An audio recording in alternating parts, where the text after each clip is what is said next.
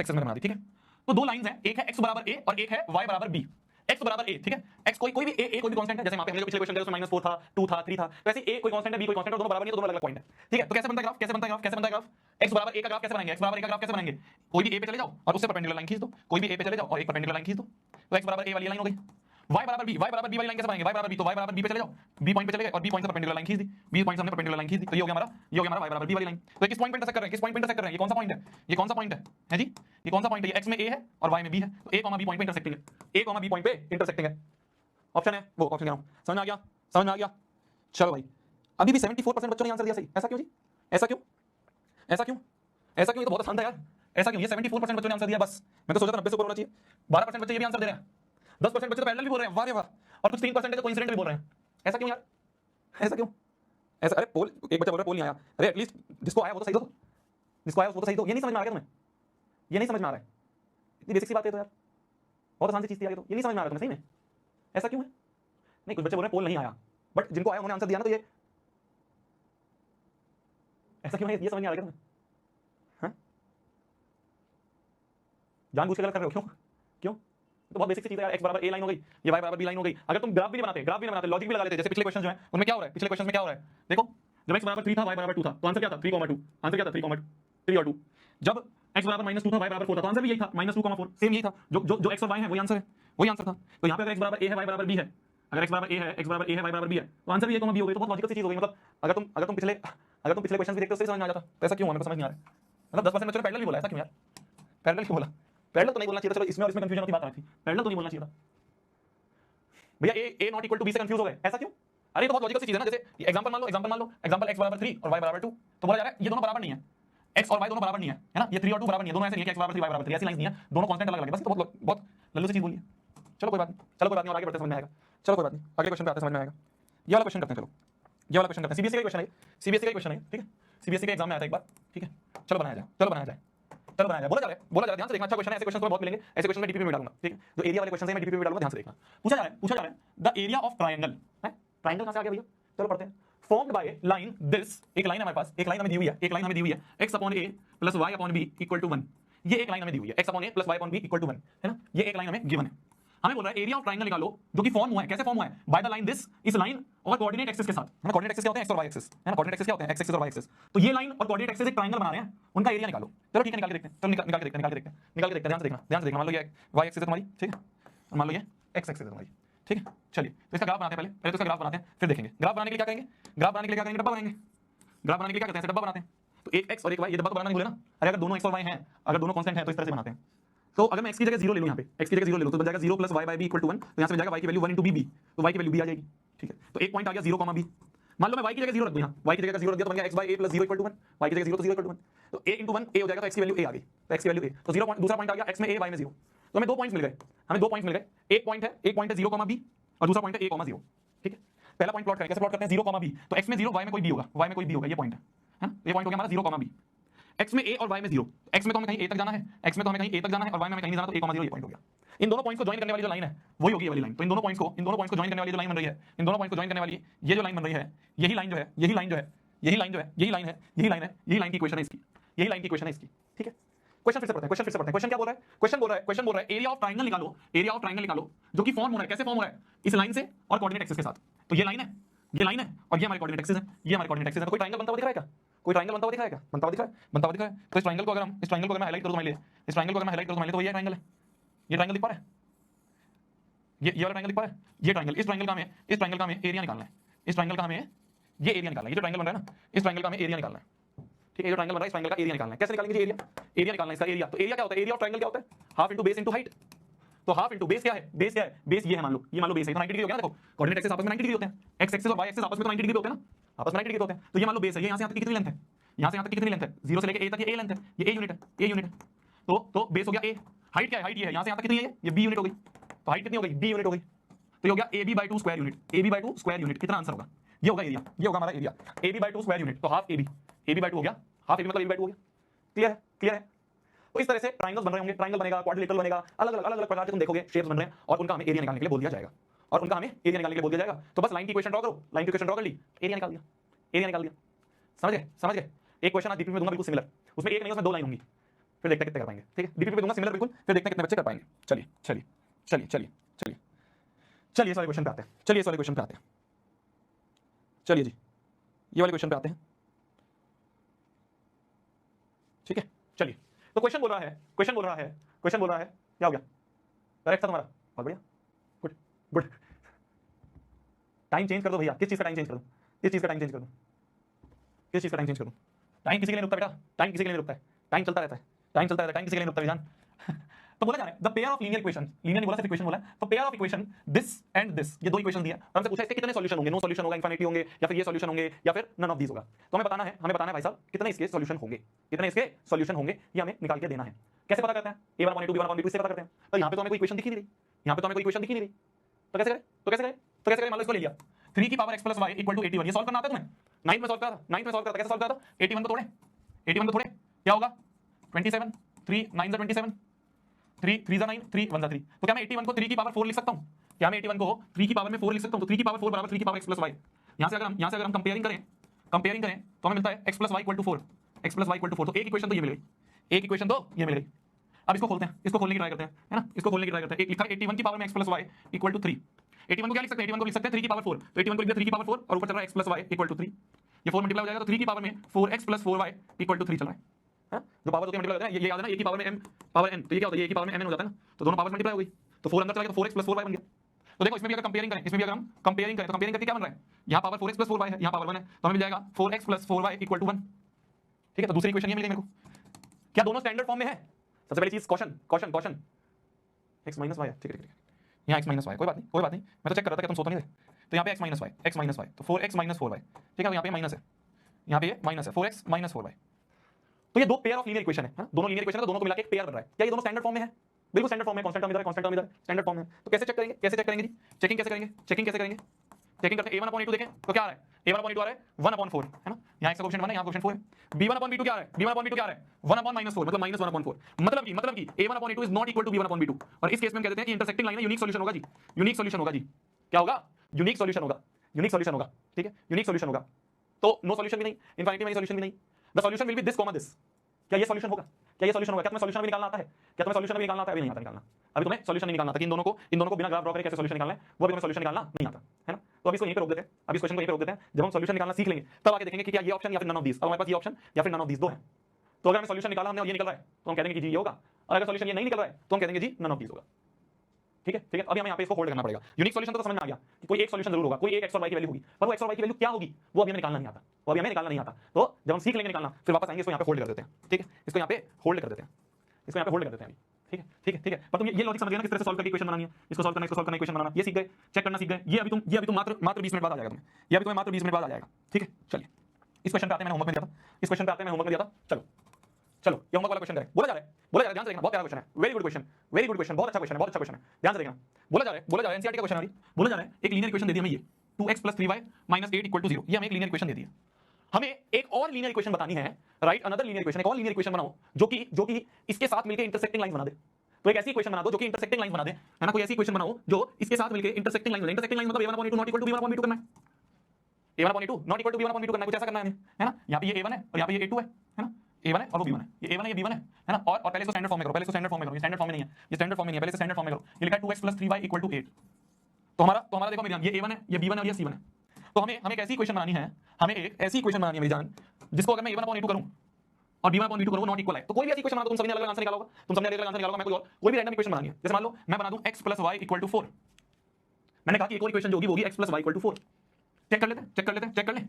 देखो a1 क्या है, a1 है 2/में, b1 क्या है 1, है ना, a1/2 क्या है 2/1, b1 क्या है, b1 है 3, b2 क्या है, b2 है 1, 3/1। तो देखो दोनों बराबर नहीं आ रहे, दोनों बराबर नहीं आ रहे, दोनों बराबर नहीं आ रहे। कोई भी क्वेश्चन हो सकता है, कोई बच्चा कहे भैया ये क्यों लिखा आपने, भैया ऐसा भी तो लिख सकते हो, भैया ऐसा भी तो लिख सकते हो कि 3x + 4y = 2।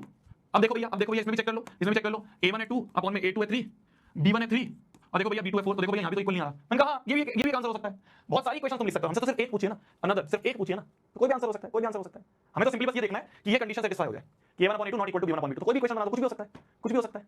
चलो सेकंड वाला पार्ट करें। सेकंड वाला पार्ट हो रहा है पैरेलल लाइंस हो जाए। पैरेलल लाइंस का मतलब क्या होता है, पैरेलल लाइंस का मतलब a1/2 इक्वल टू b1/2 हो, पर c1/c2 का रेशियो के बराबर ना हो, a1/2 का रेशियो और b1/2 का रेशियो तो बराबर हो, पर c1/c2 का रेशियो के बराबर ना हो।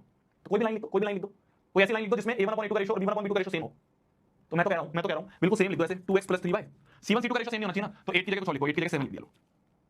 मैंने ये दोनों तो सेम रखे, ये दोनों तो सेम रखे, चेक कर लो, देखो चेक कर लो, चेक कर लो, चेक कर लो, चेक कर लो, चेक कर लो, A1/A2 2/2 है ना, चेक कर लो, A1/A2 अगर मैं चेक करूं तो आ रहा है 2/2, ये आ गया 1/1, ठीक है, ठीक है। B1/B2 चेक कर लो जी, B1/B2 चेक कर लो, B1 क्या है 3, B2 क्या है 3, तो 3/3 ये भी आ गया 1। C1/C2 चेक कर लो, क्या है C1/C2, C1 है 8 और C2 है 7, तो C1/C2 अगर चेक कर ले तो आ गया 8/7, तो ये तो 1 नहीं है, ये तो 1 नहीं है, ये नॉट इक्वल टू 1। तो देखो A1/A2 जो है वो B1/B2 के बराबर आ गया, पर वो C1/C2 के बराबर नहीं है। हो गया वेरीफाई, हो गया वेरीफाई, हो गया वेरीफाई, हो गया वेरीफाई, समझ गए, समझ गए। तो ऐसा कोई बिल्कुल ये नहीं है कि फिक्स एक इक्वेशन बनेगी, हर बच्चे का अलग अलग सॉल्यूशन निकल सकता है। मैं तुम्हें बिल्कुल आसान तरीका बता रहा हूं, मैं तुम्हें बिल्कुल आसान तरीका बता रहा हूं। C1/C2 के बराबर नहीं करना था ना, तो बस C1/C2 को अलग कर दिया, बाकी दोनों सेम कर दिए। समझ गए, समझ गए। एक और क्वेश्चन लास्ट, एक और पार्ट है इसका लास्ट की, कोइंसिडेंट लाइंस हो, मतलब A1/A2 जो है वो B1/B2 के बराबर आए, वो C1/C2 के भी बराबर आ जाए, वो C1/C2 के भी बराबर आ जाए। तो देखो मैं क्या करूं, देखो इसमें क्या करूं, मैं तुम्हें बहुत आसान तरीका बताता हूं। देखो क्या करो, उस पूरी इक्वेशन को ना किसी भी नंबर से मल्टीप्लाई कर दो, 1 और 0 को छोड़ के किसी भी नंबर से। मान लो पूरी इक्वेशन को मैं 2 से मल्टीप्लाई कर दूं, मान लो मैं पूरी इक्वेशन को 2 से मल्टीप्लाई कर दूं, इस पूरी इक्वेशन को LHS को भी RHS को भी 2 से मल्टीप्लाई करने पे क्या बन जाएगा, 4x + 6y = 16। अब चेक कर लो, अब चेक कर लो, अब चेक कर लो दोनों को, चेक कर लो, चेक कर लो। A1/A2 चेक कर लो, तो A1 है 2, A2 है 4, तो 2/4 ये आ गया 1/2। B1/B2 चेक कर लो, B1/B2 चेक कर लो, 3/6, 3/6 भी क्या है 1/2 है। C1/C2 चेक कर लो, C1 क्या है 8, C2 क्या है 16, तो 8/16, 8/16 ये भी कट के 1/2 आ रहा है। तो देखो तो A1/A2 का रेशियो, B1/B2 का रेशियो, C1/C2 का रेशियो सेम है, तो A1/A2 B1/B2 C1/C2 दोनों तीनों बराबर आ गए। तो yes, this will be a line which is coincident with this, which is coincident with this.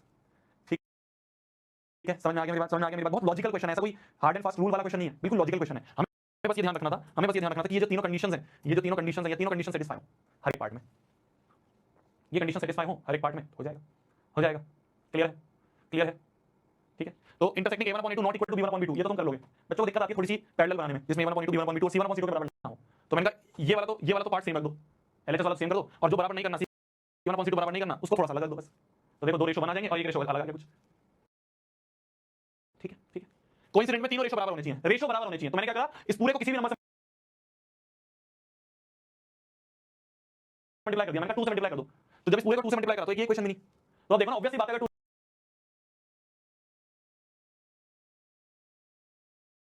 से मल्टीप्लाई करोगे तो रेशो हमेशा 1/2 आएगा ना, 2 से मल्टीप्लाई करा, ये इसका डबल ही तो है। अरे ये जो है ये इसका डबल ही तो करा है, ये जो है ये इसका डबल ही तो करा है, तो रेशो 1/2 आएगा। क्लियर है, क्लियर है, क्लियर है, क्लियर है, क्लियर है। लिखो जल्दी लिखो, मेरे को लगता है पक्की बात है तुमसे हो गया होगा क्वेश्चन, मतलब तुमसे घर पे हो गया होगा क्वेश्चन, पक्की बात है, बट फिर भी मैंने तुम्हें एक आसान तरीका बता दिया। अब सीबीएसई क्वेश्चन को कैसे पूछती है, देखो सीबीएसई क्वेश्चन को कैसे पूछते हैं, ध्यान से देखना। सीबीएसई पूछती है कुछ इस तरीके से, ठीक है, ये मैं तुम्हें होमवर्क में दे रहा हूं वापस से, ये मैं होमवर्क में दे रहा हूं वापस से, ठीक है। पूछा जा रहा है कि इस इक्वेशन के साथ क्या है, -5x + 7y - 2 = 0।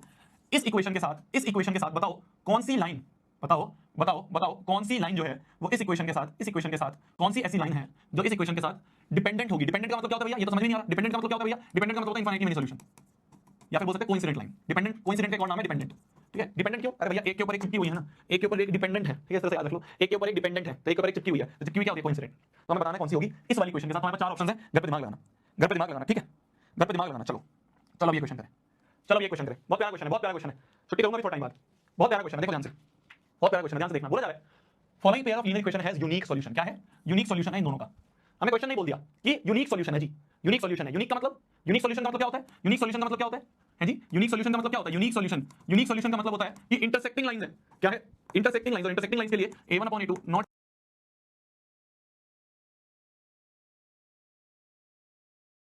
Equal to B1/B2 ये बनता है, A1/A2 not equal to B1/B2। क्या ये स्टैंडर्ड फॉर्म में है, नहीं।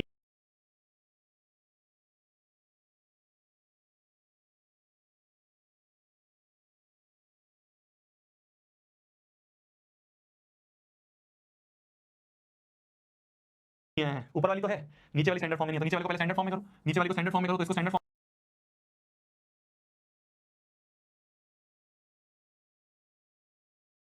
में कैसे करेंगे, 2m - 5 × x + 7y = 6। कांस्टेंट को इधर लेंगे, कांस्टेंट को इधर लेंगे, अब बन रही है स्टैंडर्ड फॉर्म, ठीक है। स्टैंडर्ड फॉर्म में है दोनों तभी फॉर्मूला लगता है, ठीक है। तो हमसे पूछ रहा है m की वैल्यू क्या होगी। यूनिक सॉल्यूशन अगर है, यूनिक सॉल्यूशन अगर है तो ये क्राइटेरिया होता है यूनिक सॉल्यूशन का। इसके हिसाब से लिखें तो A1 है 3/A2 क्या है, A2 मतलब x का कोएफिशिएंट, x का कोएफिशिएंट है 2 - 5 not equal to B1/B2, B1 क्या है -2/B2 क्या है +7। क्रॉस मल्टीप्लाई करें तो 7 × 3 = 21 नॉट इक्वल टू -2 × 2m - 5 7 3 21 और 2 -5 into -3 हो गया। तो 21 नॉट इक्वल टू -2 into 2 कितना हो गया? -2 into 2 is -4m, -2 into -5 is +10, है ना, माइनस प्लस और 5 to the 10। ठीक है, बहुत बढ़िया जी, बहुत बढ़िया। ये ऐसा करा जाए कि इस 10 को इधर ले जाए, तो 21 - 10 is not equal to -4m, तो ये बन गया 11 नॉट इक्वल टू -4m, तो m की वैल्यू आ गई नॉट इक्वल टू 11/4। तो m की वैल्यू -11/4 को छोड़ के सब हो सकती है। m की वैल्यू -11/4 को छोड़ के कोई भी रियल नंबर हो सकता है। ठीक है, m जो होगा वो कोई भी रियल नंबर होगा एक्सेप्ट -11/4। तो इसका आंसर कुछ इस तरह से बनता है, इस तरह का कुछ आंसर बनेगा कि m belongs to every real number. ये होता है बिलोंग टू का साइन, मैंने बताया था ना, ये 11th में पढ़ता है, बच्चे ने बता दिया। तो m की वैल्यू जो होगी वो हर रियल नंबर होगी एक्सेप्ट, मतलब माइनस कौन सी, -11/4 को छोड़ के, -11/4 को छोड़ के सारी real values, all real values except. इसको पढ़ते ऐसे हैं, ये मैथमेटिक्स में ऐसे लिखते हैं, अंग्रेजी में ऐसे लिखते हैं, all real values except -11/4, all real values except -11/4। ठीक है, ऑल रियल वैल्यूज एक्सेप्ट -11/4, ये आंसर होगा। क्लियर। एक लास्ट क्वेश्चन करते हैं, फिर छुट्टी, फिर मैं अगला पार्ट अगली क्लास में बताऊंगा। चलो एक लास्ट क्वेश्चन है, फिर छुट्टी, जल्दी। एक लास्ट क्वेश्चन है, फिर छुट्टी, फिर मैं अगला पार्ट अगली क्लास में करवा दूंगा। जो अगला टॉपिक अगली क्लास में शुरू करेंगे, ये वाला करो जल्दी से। एक छोटा सा क्वेश्चन है, फिर छुट्टी। नया पार्ट शुरू करवाना था, वो फिर अगली क्लास में शुरू करेंगे।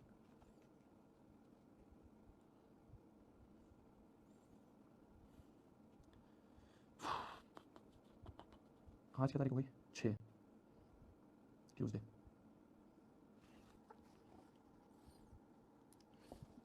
दो क्लास है अपने पास फ्राइडे सैटरडे की, फिर 2 क्लास है मंडे ट्यूसडे की, है ना। ठीक है, तब तक हो जाएगा पेयर ऑफ फिजिक्स का 16 17 19 20 23 24 26 27 1 3 4 5 6 7 8। ठीक है, 8 क्लासेस बहुत, 9 क्लासेस बहुत। देखो अगला चैप्टर जो है ना, अगला चैप्टर होगा ट्रिग्नोमेट्री। अभी खत्म नहीं हुआ है, अभी ये चैप्टर बहुत है, बट अगला चैप्टर जो है वो है ट्रिग्नोमेट्री। और ट्रिग्नोमेट्री में मेरे को करवाने होते हैं बहुत क्वेश्चंस, बहुत अत्यंत क्वेश्चन करवाएंगे हम, ऑलमोस्ट 10-11 क्लासेस चलेगा ट्रिग्नोमेट्री। ठीक है, तो मैं अभी से बोल रहा हूँ, हो सकता है कि हम कुछ संडेज को भी क्लास लें। ठीक है, फॉर एक्स्ट्रा प्रैक्टिस हम कुछ संडेज को भी क्लास ले सकते हैं फॉर ट्रिग्नोमेट्री। ठीक है, जैसे कि 3rd संडे हो गया या फिर 4th संडे हो गया, जो 18 और 25 हो गए जैसे मई में, तो वो आपको मिलेंगे। ठीक है ना, तो इसलिए मैं कुछ जो है तुम्हारे एक्स्ट्रा क्लासेस लूंगा ट्रिग्नोमेट्री के लिए, क्योंकि मैं चाह रहा हूँ मई के अंदर तुम्हारी ट्रिग्नोमेट्री खत्म हो जाए, क्योंकि कुछ बच्चों का जून में मतलब मई एंड में या फिर जून में कुछ बच्चों की पीटी वगैरह भी हैं, जून में तुम्हारी समर हॉलिडेज भी हो जाएगी, मतलब नेक्स्ट टॉपर भी देता है, हफ्ते भर देते हैं। तो मैं चाह रहा हूँ उससे पहले हम ट्रिग्नोमेट्री को बहुत अच्छे लेवल पे कर लें। मतलब लास्ट ईयर जब मैंने करवाई थी ट्रिग्नोमेट्री, तो मैंने ट्रिग्नोमेट्री में 3 पार्ट है, ट्रिग्नोमेट्री के 3 पार्ट हैं एक तरह से। एक है बेसिक पार्ट, ठीक है, बिल्कुल बेसिक। एक है मीडियम वाला पार्ट, जो कि बहुत मीडियम फॉर्मुलेज हैं। 3 पार्ट्स में ट्रिग्नोमेट्री एक तरह से पढ़ते हैं। एक होता है बिल्कुल बेसिक मतलब कि ट्रिग्नोमेट्री का डेफिनेशन क्या होता है उससे रिलेटेड। एक होते हैं छोटे मोटे फॉर्मुले से रिलेटेड, उसे मैं मीडियम पार्ट बोल दूंगा। और तीसरा जो पार्ट है, वो तीसरा पार्ट सबसे बड़ा पार्ट है। तो लास्ट ईयर तुम्हारे सीनियर्स हैं, उनको मैंने खाली थर्ड वाले पार्ट में, खाली तीसरे पार्ट में मैंने 50 क्वेश्चन करवाए थे, खाली तीसरे पार्ट में। फर्स्ट और सेकंड पार्ट में तो अलग अलग से 20-20 क्वेश्चन होंगे, पर थर्ड वाले पार्ट में मैंने अलग से 50 क्वेश्चन करवाए थे, अलग से 50 क्वेश्चन। तो वो टाइम टेकिंग होता है थोड़ा सा, बट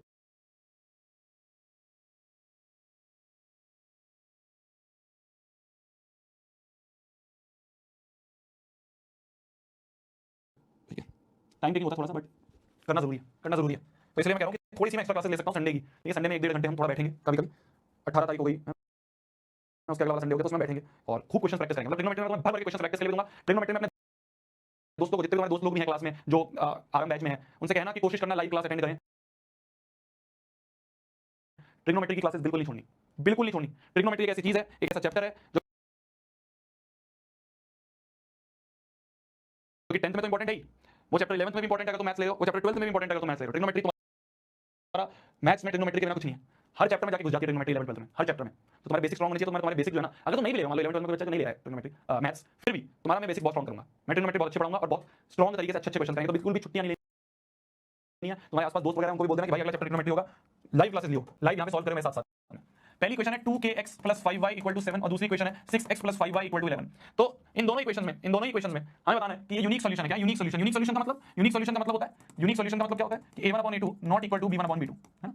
ये भी सीबीएसई का सवाल है, सीबीएसई का जो क्वेश्चन पेपर आता है ना, उसकी फोटो खींच के डाल रखी है। ठीक है, तो a1/a2, a1 क्या है 2k/a2 क्या है 6 नॉट इक्वल टू b1 क्या है, क्या स्टैंडर्ड फॉर्म है, हां b1/b2 5/5, 5 1 5, तो ये बन गया 2k नॉट इक्वल, या फिर यहां पे काटा 2 3 6, तो k not equal to 3 × 1 3, k not equal to 3 is the answer, k not equal to 3 is the answer, A option is the answer. ठीक है, A option is the answer. चलिए, तो इसी के साथ आज का क्लास समाप्त होती है, आज का लेक्चर समाप्त होता है। मेरे को एक अगला टॉपिक भी शुरू करवाना था, पर वो हम फिर अगली क्लास में शुरू करेंगे। ठीक है, डीपीपी में देना भूल गया था। ये क्या नाम है इस बच्ची का, शाहनुमा अख्तर। चैट जीपीटी का गलत इस्तेमाल चल रहा है, चैट जीपीटी का गलत इस्तेमाल चल रहा है। क्या चल रहा है, क्या भेजते तुम मेरे को कि भैया स्लाइड्स में लगा देना, ये लगा देना है भाई, ये चल रहा है। ये एआई इज डेंजरस, ये है एआई इज डेंजरस। क्या बनाते हो भाई तुम, ये हैं क्या बनाते हो तुम, हैं? हाँ रैपट मारूंगा ना इतने